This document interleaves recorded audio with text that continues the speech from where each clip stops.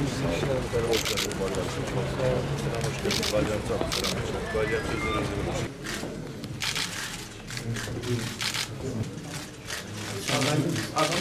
Selam, hoş geldin. Selam, Selamünaleyküm.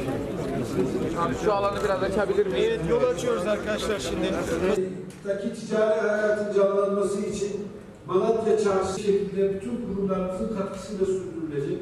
Son olarak şu depreme özel olarak taleplerimizi, beklentileri, anlayışımız böyle. Sayın Cumhurbaşkanımızdan gördüğümüz, başından beri benimsediğimiz tutum budur. Sadece Ankara'da oturarak illerimizin, bölgelerimizin sorunlarını böyle güzel bir salon gerçekten.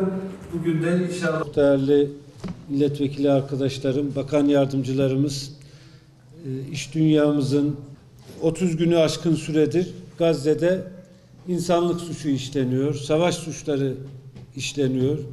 Bunu görmek için Gazze'li, Filistinli olmaya gerek yok, Müslüman olmaya da gerek yok. İnsan olmak yeter gerçekten. Oradaki acıları hissetmek için, paylaşmak için. Gazze'liler bir taraftan açlıkla, diğer taraftan ağır bombardımanla kıyıma uğratılmaktadır. Binlerce sivili hedef alan bu katliamın önüne geçilmesi şu anda insanlığın en önemli, en öncelikli meselesidir. Bizim de en öncelikli meselemizdir. Bunun için en hızlı şekilde ateşkesin sağlanması, ardından da kalıcı barışa giden yolun açılması gerekmektedir. Türkiye her zaman olduğu gibi bugün de Filistinli kardeşlerinin yanındadır. Filistin davasının sonuna kadar arkasındadır. İnsani yardımlar anlamında öncü bir ülke olduk bu süreçte. Mısır'a çok sayıda uçakla yardım iletildi. Refah sınır kapısından imkan oluştukça oradaki mazlum halka, zulüm altında olan halka destek olmak için her türlü gayreti sarf ediyoruz. Ayrıca Sayın Cumhurbaşkanımız her platformda Gazze'li mazlum ve mağdurların haklarını savunmakta, dünyada mazlumların sesi olmaktadır. Gazze'de de durum aynı şekilde. Bu konularda en açık, net konuşan, tavrını ortaya koyan, önde gelen bir lider olarak her türlü diplomatik çabayı da ortaya koymaktadır. Özellikle kalıcı çözüm sağlanması noktasında her türlü yine fikri, projeyi, politikayı ortaya koyan bir ülkedir Türkiye Cumhuriyeti. Böyle bir süreç olması halinde de garantör ülke olma alternatifi dahil olmak üzere her türlü imkanını harekete geçirmektedir.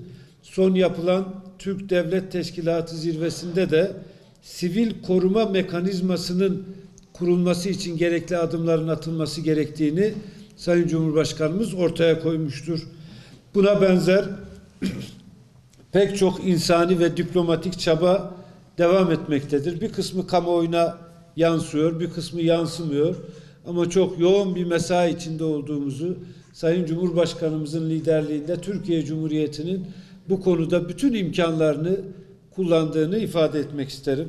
Bu vesileyle tekrar Gazze'de şehit olan kardeşlerimize Allah'tan rahmet, orada yaşayanlara sabır diliyorum.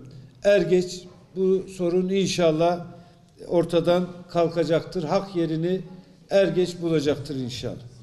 Deprem konusunda değerli arkadaşlar, şu an itibarıyla 22 bin civarında konutun inşaatı devam ediyor. Gerek şehir merkezinde gerek kırsalda. Yıl sonu itibarıyla 4.000'den fazla konutumuzu yıl sonuna kadar teslim etmiş olacağız.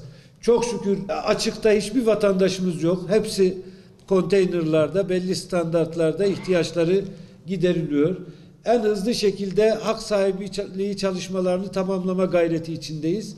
Yakın bir zamanda bu çalışmalar bitmiş olacak. Tabii bazı itiraz süreçleri, bildiğiniz hukuki süreçler var. Onları da elimizden geldiğince hızlandırıyoruz. Ankara'da güçlü bir koordinasyon yapısı oluşturmuş durumdayız. Bakanlarımızla, bakan yardımcılarımızla, kurumlarımızla çeşitli konuları koordine ediyoruz. Önümüzdeki dönemde hak sahipliği tam resmileştiği zaman kendimizi daha iyi planlama imkanına kavuşmuş olacağız. Türkiye bu yıl ve gelecek yıl ağırlıklı olmak üzere depremin yaralarını sarmaya 3 trilyondan fazla para harcayacak. Bizim şu an bütçemiz mecliste 2023'te 762 milyar lira merkezi yönetim olarak deprem bölgesine kaynak ayırdık. Gelecek yıl için ise 2024 için ise 1 trilyon 28 milyar lira ödeneği bütçemize koymuş durumdayız. Bunu deprem illerimizde yine harcayacağız. İnşallah bunları tamamladığımızda eskisinden de daha güçlü bir şekilde bu illerimiz yoluna devam edecekler. Malatya'daki ticari hayatın canlanması için Malatya Çarşısı projesini başlatmış durumdayız.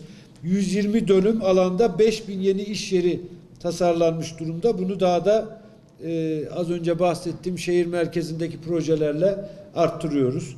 Yerinde dönüşüm projesi kapsamında ise ilk temel Malatya'nın kalbi diyebileceğimiz tarihi Bakırcılar Çarşısı'nda atılmış durumda. Toplam 250 bin metrekare alanda kurulacak Bakırcılar Çarşısı'nın ilk etabında 7600 metrekare alanda 293 dükkan ve 165 araçlık kapalı otopark inşa edilecektir. Bütün bu çalışmalar koordineli bir şekilde bütün kurumlarımızın katkısıyla sürdürülecek. Son olarak şunu ifade etmek istiyorum. Biz bu çalışmaları sizle birlikte yürüteceğiz. Teşekkürlerimizi, saygılarımızı sunuyoruz. Programımızın bundan sonraki bölümü basına kapalı olarak gerçekleşecektir.